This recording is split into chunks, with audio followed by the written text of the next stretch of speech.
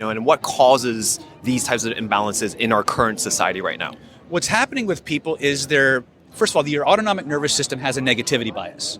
If you have a positive event and a negative event, your nervous system will assign a gravity of 1 to the positive event, but it'll assign a gravity of 4 to the negative event. So our nervous system, because it's adaptive, it's designed to make us survive and take an action, it's always gravitating us and pulling us towards the skin, skewing negative.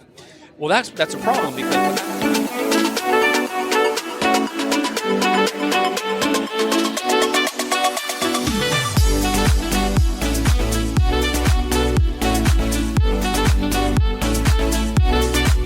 Dr. Colin Zhu. I am the Nice to meet you, host, sir. and we are at the lovely Best You Expo in LA.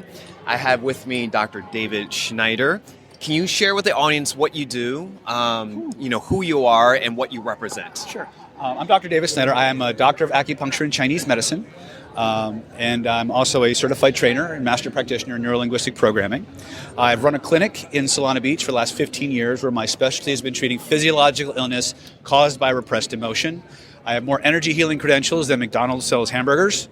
I've been studying Kabbalah since before Madonna ever heard of Kabbalah, so I'm very much a prima donna.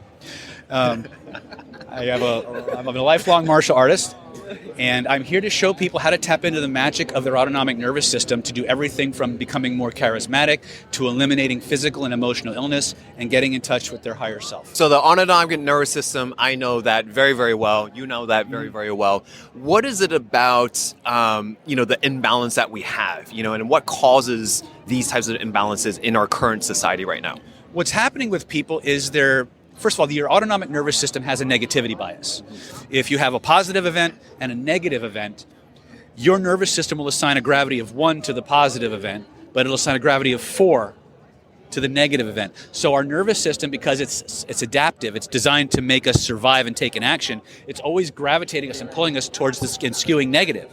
Well, that's a problem because what happens is we start to accumulate a lot of negative charges in our body, right? And if you're following Chinese medicine, all 5 internal pathogens all start with negative emotions. Negative emotions congregate to specific organ systems. They cause congestion. That congestion leads to stagnation. That stagnation pulls blood into that area. That blood starts to solidify, and before you know it, you have tumors, you have cancer, you have abscesses, you have all kinds of physiological and immunodeficiencies and things of that nature, all of which are based in stuck emotions. And so if you can figure out how to access that emotional level and release that toxified emotion, the stagnation goes away and the body returns to homeostasis and equilibrium. It becomes healthy. Nice. And what do people, experience or feel when you get them to be unstuck in those matters? Most of them say, for about 50% of the time, you'll see them break out in a sweat. There's literally a thermogenic response as their body just releases that energy. And there's always heat. They always say that you can't have alchemy without heat, right? So there's always going to be a thermogenic, about 50% of the time. But what happens is people feel emotionally lighter. It's like all of a sudden somebody just lifted this weight off them. All of a sudden they have a spontaneous reframe. They don't see the same events differently or the same way anymore, and they can't go back. Because you're operating without a cloud. There's nothing The body feelings that we carry, the interoceptive energy that we lock in our bodies goes right to our reticular activating system. Now, functionally, what your reticular activating system does is it changes how you view the world. It gives priority to different points of data. So if I have a bad feeling in my body and I walk into a room, there's 10 things I can pay attention to. 2 are positive and 5 are negative, right? Or 8 are negative. If I'm skewing negative, I'm going to focus on all the negative points in that room, and it's going to reinforce my state because that's what the reticular activating system is actually trying to do. It's trying to keep you from changing, and so whatever state it decides is your normal in that moment, that's what it's going to try to re-trigger or reinforce. So one of the things that happens is when you go in and you remove these stuck emotions, these body feelings, these energy congestions and things of that nature, all of a sudden the body feelings change, the state changes, and all of a sudden that reticular activating system starts looking at the positive things or different data points in the environment that reinforces that state. That's almost like a biological mechanism for the self-fulfilling prophecy. Yes, that's exactly right. Yeah, exactly. How does that associate with neuro-linguistic, Neuro-linguistics. What is that, and, Okay. and how do you incorporate that into your practice? I'll say it 2 ways. Neuro-linguistic programming is the study of the structure of subjective human experience. What the hell does that actually mean? It's the study of how we communicate to ourselves inside our own minds and bodies. That's really what it is. We talk to ourselves? We don't just talk to ourselves. We create metaphors. We think in pictures, in auditories, in colors and smells and tastes. The whole VAKOG sequence. We call that the primary encoding system, and it goes much deeper than most people realize because each of those aspects has an energetic and an organ correspondence. Let's put it this way. Brains and minds are simultaneously archetypal, literal, hierarchical, metaphorical. And so you'll see a lot of times when people talk about their stuff, they'll say things like, I got this problem. If I could just figure out where it was, I could get past it.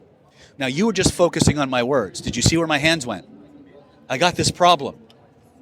It's right there. In my proprioceptive awareness, there is an energetic vibrational phenomena that is connected to my interoceptive nervous system. It's a projection.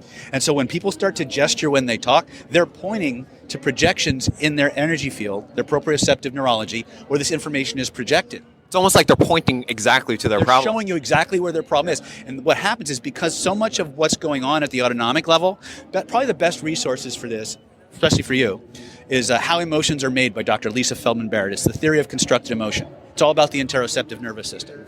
So interoception and proprioception, if there was such a thing as a sixth sense, if psychic abilities actually did exist, and we'll assume they do. Okay? Let's assume, rhetorically. It would be your proprioceptive neurology, because there are at least 6 different channels of information that your proprioceptive neurology monitors. Mechanoreception, nociception, interoception, proprioception, of course, energetic fields, electromagnetic fields, and mechanics, right? And so the reason that this thing works is because we're always internally and externally projecting what's going on.